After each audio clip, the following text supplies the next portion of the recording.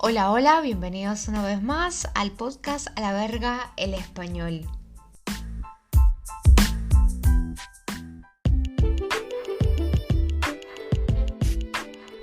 Bueno, como ya saben, este pequeño espacio está hecho para los estudiantes que quieren practicar un poquito su español y sobre todo que quieren enfocarse en la parte comunicativa ya a un nivel un poco más avanzado. Así que por eso también es mi ritmo un poco acelerado. En este podcast vale recordar que la temática es muy variada, se habla de todo un poco y no solamente a temas relacionados a la cultura latina, sino en general.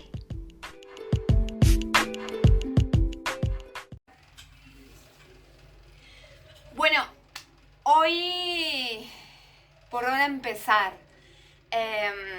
Hoy quiero hablarles sobre un tema para seguir la continuidad de lo que había hablado en el último podcast, que tenía que ver un poco con esta área de la lingüística.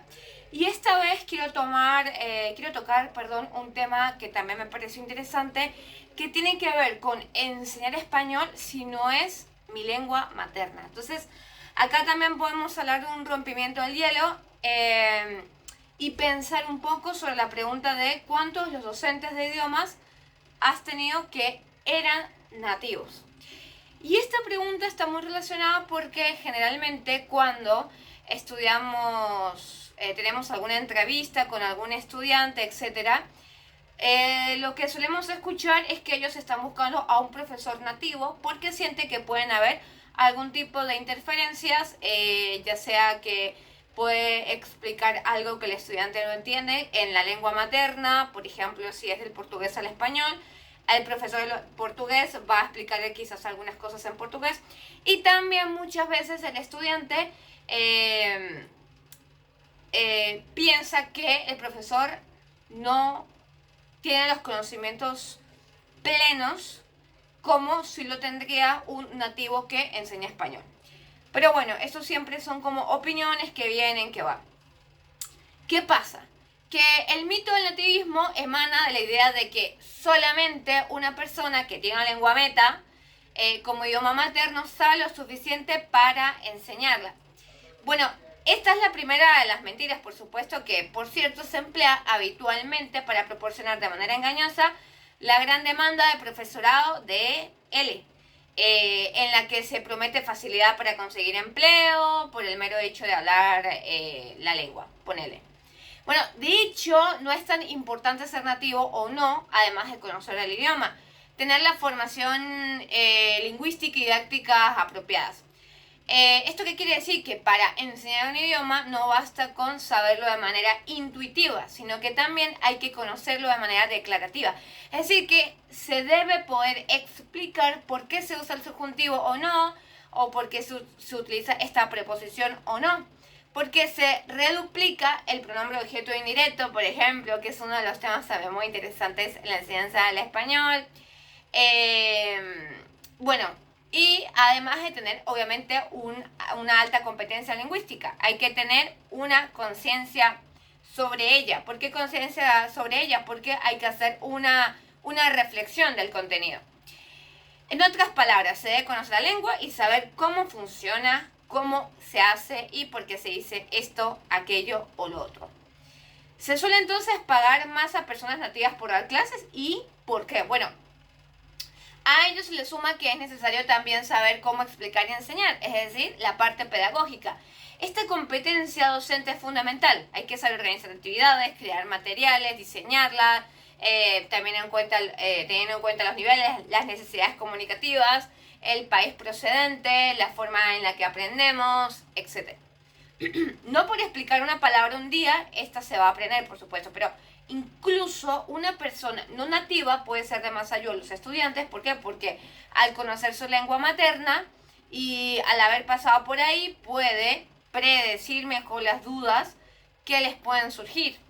En otras palabras, la conciencia del proceso de aprendizaje con sus dificultades y atajos es mayor. De hecho, la falta de conocimiento lingüístico en muchas ocasiones lleva a los docentes nativos a corregir enunciados que están bien formulados. Esto ocurre cuando profesores hispanohablantes consideran que su variedad es la normal y que el modelo de corrección con lo que se enmienda falsos errores está bien. Por ejemplo, una persona española puede considerar que la forma ¿cuál cabello quieres? No está bien formulada, pero esta variante sí es común en ciertas variantes meridionales del español y no debe corregirse. Como mucho se podría hacer un comentario sobre las diferencias dialectales y advertir sobre que en algunas zonas ese uso puede resultar chocante para los interlocutores, lo cual sería plenamente interesante. Por otra parte, socialmente existen otro tipo de prejuicios, sobre todo en torno a la pronunciación o el conocimiento del léxico o expresiones idiomáticas como los famosos refranes, que también es un tema muy interesante. Se duda de que una persona no nativa tenga un conocimiento tan profundo como para poder encontrar la unidad léxica adecuada en cada contexto. Esta circunstancia puede darse, pero también puede ocurrirle a una persona nativa con un vocabulario pobre. En cuanto a la pronunciación, cabe señalar que existe la creencia de que una persona no nativa no la tiene tan pulida y tan natural, o que no tiene un ritmo o una fluidez tan espontáneos como un nativo. En estos pensamientos subyace la idea de que un nativo usa un modelo de lengua más correcto, puro, natural, como se quiera decir. Bueno, laboralmente se dan casos, especialmente en el sector privado, en los que se desechan directamente los currículos de personas no nativas. Esto suele ocurrir en zonas hispanohablantes, donde se considera que, aunque estas personas tengan formación didáctica con másters o doctorados o especializaciones, no son tan adecuadas para el uso puesto como un nativo. También se esconde en ciertas ocasiones que se prefiere a personas jóvenes y con poca experiencia para pagarles menos, y que encaja más en el perfil del turismo idiomático, que busca aprender un idioma, pero sobre todo vivir una experiencia de inmersión que incluye visitas, fiestas, etc. En este caso, la calidad de la enseñanza importa menos. Bueno, en suma, si se pudiera elegir, lo ideal sería contar con profesorado nativo y no nativo, que trabajen conjuntamente en una misma aula, especialmente en grupos monolingües, con lo que se pueda emplear la lengua materna como estrategia didáctica. Asimismo, con dos docentes, la enseñanza se puede personalizar mucho más a lo habitual, dado que los grupos suelen ser, sobre todo en la enseñanza pública, bastante grandes. Bueno, para ir cerrando, podemos decir que para ser docentes de un idioma es importante tener competencia lingüística, pero también formación didáctica, aunque socialmente haya ciertos prejuicios hacia el profesorado no nativo. Esto no se sostiene desde un punto de vista conceptual. Ambos perfiles presentan puntos fuertes y débiles que se pueden superar, mediante la combinación simultánea o sucesiva de docentes durante un curso.